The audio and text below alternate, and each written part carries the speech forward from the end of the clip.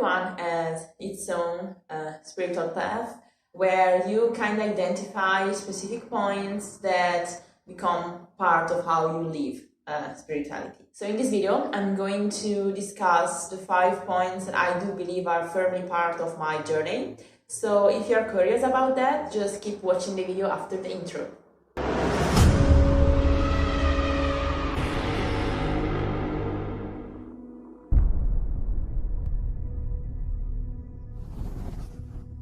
Welcome everyone, my name is Annette and I'm here to help people to develop an independent interpretation of reality and trying to understand together how spirituality is integrated in our everyday life. This is the second part of a video where I decided to talk about my spiritual journey, of course very summarized, and here I'm actually going to talk about the 5 points that are part of how I live and experience spirituality. If you haven't watched the previous video, I'm going to link that below in the description box and also making the hyperlink here for you so that you're going to see before more or less how my path was. And as I said there, I couldn't be like exhaustive and explain everything, but that's part of the game of making videos.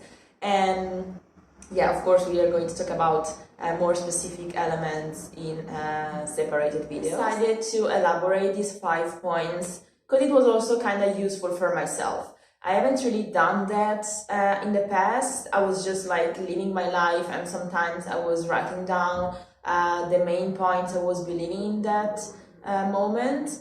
But yeah, I had never made like a list, but I thought it could have been useful. Sometimes it's nice to have points that summarize what you think. So with that being said, I'm going to start with these 5 points. So when it comes to the first point, I do believe it's very important to observe nature and what surrounds us and what happens inside us. So my way of observing is also that we then can draw connections between the microcosmos, which is us, and the macrocosmos, which is what surrounds us in terms of nature, the universe, or whatever.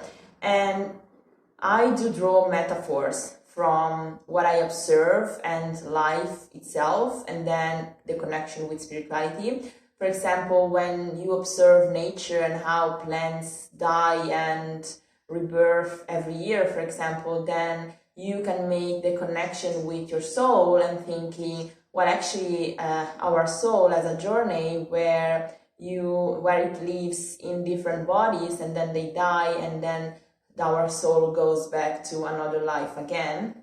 So you make this connection, so you can draw teachings about life, about spirituality from observing nature. One can say, well, one thing happens for real and that's how plants grow and die and whatever, and the other thing is just you making that up. Yes, but the point is to make the connection, and that connection comes from a leap of faith, comes from what you feel inside you, and that gap can only be fulfilled when you believe, when you feel that. So of course there can be 2 separate things, and one can maybe make a connection between plants and our life on Earth. But then, of course, when you talk about spirituality, then you need a leap of faith. But I guarantee you, if you feel that, then you're gonna make this connection so clear in your mind, then you're like, yes, it has to be in this way. The second point, and these points are not in order in terms of importance, even though I do believe that maybe this is probably the most important point to me, is that to me, being spiritual and walking a spiritual path means being respectful of life in all its ways. So what I mean is that we cannot be perfect. We cannot live in a way that we 100% respect all living beings and we don't hurt anyone, but we need to try to get close to that 100%. So of course, I used to want it to be, and sometimes still want to be perfect, but I realized that there are too many obstacles, even if you want to do things perfectly. And of course, in a world where everybody respects each other, it would be easier to get close to that 100%, but I'm not sure it will happen. What I mean is that to me, being spiritual means making choices in my life in terms of what I eat, what I buy, how I behave with other people, and and my choices basically, especially those that have impact on other people, I'm trying to make them in the most equal and sustainable way. So to me, if someone tells me, oh, I am spiritual because I talk to God, I talk to angels, I do readings or whatever, and then they, I don't know, buy stuff from brands that just exploit workers, to me, I'm like, yeah, but that doesn't really make sense. Of course, that would be another whole topic in terms of like buying from cheap brands or not. It depends also on your economical possibilities, I know that. But really trying to live in the best way. So for me, I'd rather have a world where people live sustainably and respecting each other, and then they do not believe in God, than a world where people believe in God but then they just exploit others and don't respect living beings. So to me, that's probably the most important thing. So why I say that my spirituality is integrated everyday life, because to me it's from daily actions, it's from earthly actions that spirituality comes from. It's not the other way around. To me, if I am not trying to do my best and I pray, to me, I don't feel fulfilled, I don't feel balanced. The third point to me would be to make the connection between science and spirituality, or in other terms, between rationality and irrationality, or better, our intuitive side. Because to me, there is no division. It's just that they explain two different parts of life, as I said, also previously in other videos. Science and disciplines, or like rational disciplines, explain the how, and spirituality explain the why. So they don't have to get in conflict. What I want to say is that to me, sometimes science cannot explain everything and doesn't have to explain everything.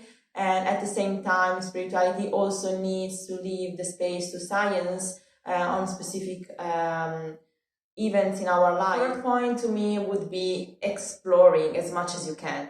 Like, make experiences. To me, one of the main experiences that taught me about spirituality were traveling, and especially the most uncomfortable trips, or like when it's not about, you know, being on holiday, it's traveling, it's different. And so I do believe that making experiences, or asking to make experiences, and when you go through things, you really get teachings from the universe, and you really feel the theory that you can read into books, and making your own understanding of it, and really then you can really believe because you live that on your skin. So to me, before reading any book, try to ask to make experiences, or look for experiences, and challenge yourself, put yourself out of your comfort zone, and really try to do as much as you can of what you would like to experience. And that to me always leads to some realization, some spiritual teachings. So of course reading books can be useful and it's nice, but then to me, like, first-hand experience is the best teacher.